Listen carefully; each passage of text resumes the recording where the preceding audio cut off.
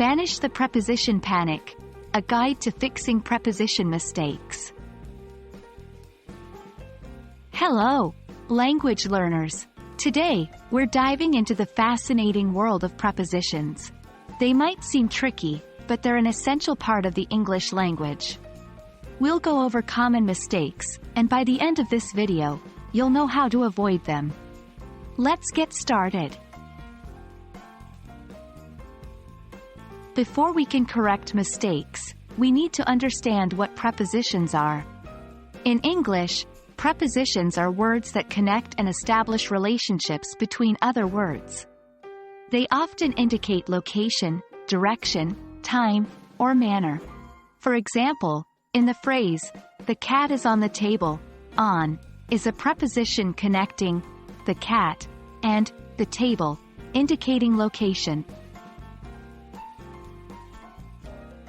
Now, let's delve into some common mistakes with prepositions.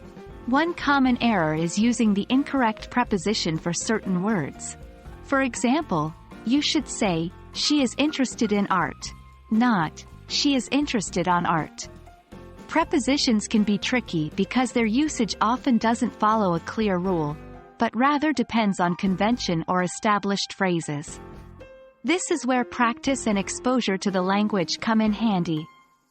Another common mistake is using unnecessary prepositions, often referred to as preposition stranding. For instance, "Where is the store at?" The correct form is, "Where is the store?" Let's move on to correcting these mistakes. The best way to do this is through practice and exposure. Read English books, listen to English speakers, and write in English as much as you can. However, there are also specific strategies we can use. Strategy 1. Learn phrases, not just words. Many English words, especially verbs and adjectives, are typically used with specific prepositions. For example, we say, "depend on," not, "depend at." By learning phrases instead of individual words, you'll automatically learn the correct prepositions to use. Strategy 2. Proofread your work. Take the time to go back over your sentences, checking each preposition. Is it the right one? Is it necessary? By consciously checking your prepositions, you'll start to use them more correctly. And there we have it.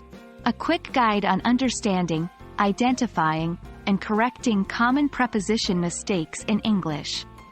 I hope this has been useful for you. Remember, prepositions might seem challenging at first, but with practice and exposure, you'll master them in no time.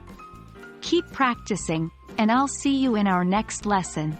Happy learning!